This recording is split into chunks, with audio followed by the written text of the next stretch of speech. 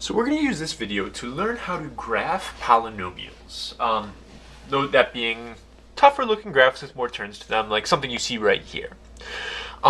If we were to make this sort of graph, say we wanted to make this graph ourselves, there's a couple points we'd be really interested in, things that would be good to have in order to graph it well. First of all, being able to mark those zeros and know where those go. Those points are pretty important, as we've seen in previous videos, so it would be nice if we could be accurate with where those are. And it would also be nice if we could get the local mins and maxes, so we knew exactly where the graph was supposed to turn around.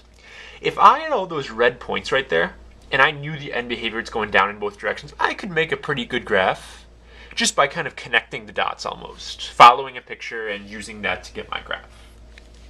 Now, graphing one of these things straight up by hand is often not easy to do. And a lot of times, if it's not in factored form already, it can even take calculus to be able to do it like 100% accurately.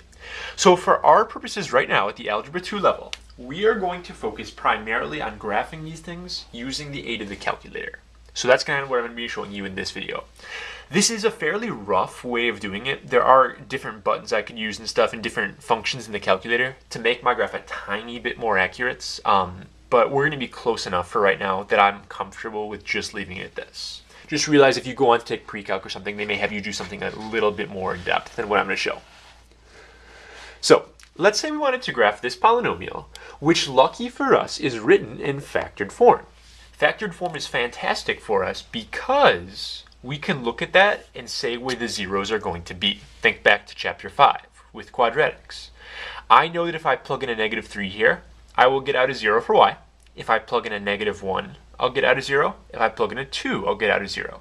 Using those roots we learned about before, I can confidently say that that will be on the graph. That's from -3. This will be on the graph from -1. And then this point over here will also be on the graph from +2. So right there, I have my roots, kind of like I did on this graph, and it goes a long way. Oops, you couldn't even see that, sorry. Kind of like on this graph, and it goes a long way towards making my graph look accurate.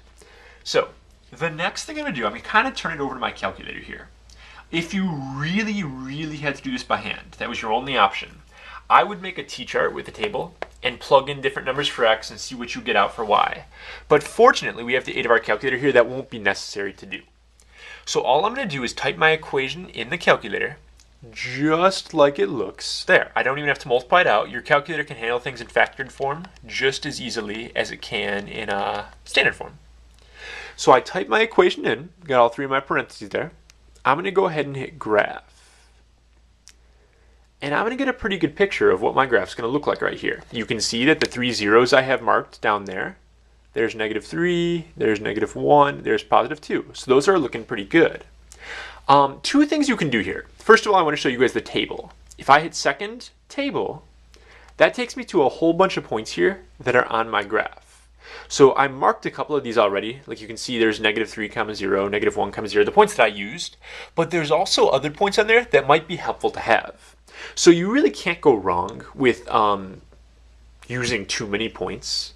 What you'll see pretty quickly is the points will get too big. Like I'm not going to go and plot 8, 594, but something like 0, -6, that might work out okay. 1, -8, and so on.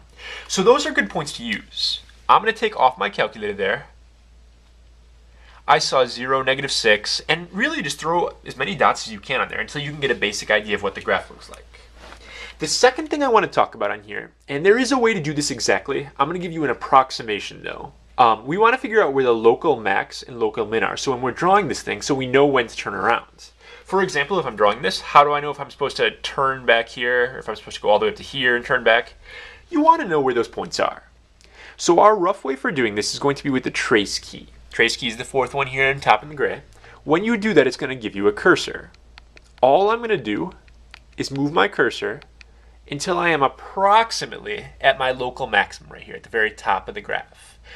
This is not the exact point, but it's close enough that on a graph you're going to be fine. It's about -2.12, 4.06. So what I'm going to do is I'm going to go to -2.12, will be a little past that, and up to just a tiny bit above 4. It's not going to be crazy precise, especially on a graph like this, but I'm going to put that dot there. That's how I know when I'm drawing this thing, where I'm going to turn around. I'm going to hit that point and then turn back around. I'm going to do the same thing and try to scout out my local minimum down here. And that appears to be about 0.85, comma, negative 8.1. Not crazy accurate, but close enough for us for right now. So that's going to be somewhere like maybe right there. Now I have enough points. I know the end behavior. It goes down on this side, up on this side. I'm just going to try to follow all my points through and see what happens. And hopefully this works out okay. Let's see. Going to connect them. I know I turn around here. Yeah, that worked out pretty well. So I have a pretty good sketch of my graph right here. These are not straight lines. These should be curved slightly. The idea is just to get a pretty good sketch. We're more sketching graphs than we are actually making a precise one. We just want to have a lot of points and kind of use that to guide our thing. So we're going to do one more example in this video. I know this is taking a bit longer to show you all the calculator stuff. The last one was in factored form, so we could look and see where the zeros are. This guy is not. This is in standard form. When it's in standard form, we can't pick out the roots. All I'm going to do is go straight to my calculator, and I'm going to type my equation in. So I'll pull this off screen while I take care of it. I can go faster that way. I'm just typing in the equation just like it looks into my y equals. Again, when we're making these graphs here, we're making sketches. It's not going to be the most precise thing in the world, but it does a good job. It gets the job done. Okay, so I got my equation here, and I'm going to hit graph. And we're looking at something that goes a tiny bit off screen, but it gets us a pretty good idea. We see it's got end behavior going down in both directions. There's like a little dip here, and it goes up a little higher. First thing I'm going to do is try to get my zeros there and there. Now these do not appear to be whole numbers, so I'm just going to use trace and get as close as I can. So when I'm looking at this right here, I see my cursor moving along there. I really can't get on the point here, unfortunately, just due to the zoom level on my calculator. When I'm right here, it's negative 2.9, and this is about negative 2.7. So my rough approximation is going to be negative 2.8 for that roots. So what I'm going to do here is draw myself a graph, make this one a little bigger. About negative 2.8, so maybe right there, I'm going to mark that point. That's going to be where my zero is on that side for my sketch. And then I'm going to go over to the other side and do the same sort of thing. So let's see where my cursor's at right now. There it is. So I'm at 1.7 up there. It jumps all the way down there to 1.9. So I'm going to call that about 1.8 on this side. So there I have my two zeros for the graph, my approximation for them. It's not 100% accurate, but it's going to be really close. What I'm going to do now is go back to my trace thing here and try to get my local maximums and minimums, these points right here. But you can see right now, it's kind of hard to read. That thing is in the way. This isn't working out so great because we can't see quite everything we need to. So what I'm going to do is hit Window, the second button right here. And when you go to Window, you can specify what you want to see. So this says the x's that we see go from negative 10 to positive 10. Don't worry about x scale. The y's go from negative 10 to positive 10 as well. What I'm going to do is make the y max a little higher. That will let us see a little taller into the graph. So I'm going to make this a 20 instead of just a 10. And when I do that, it'll regraph it there. Now I can see what I need to. So I will go to Trace.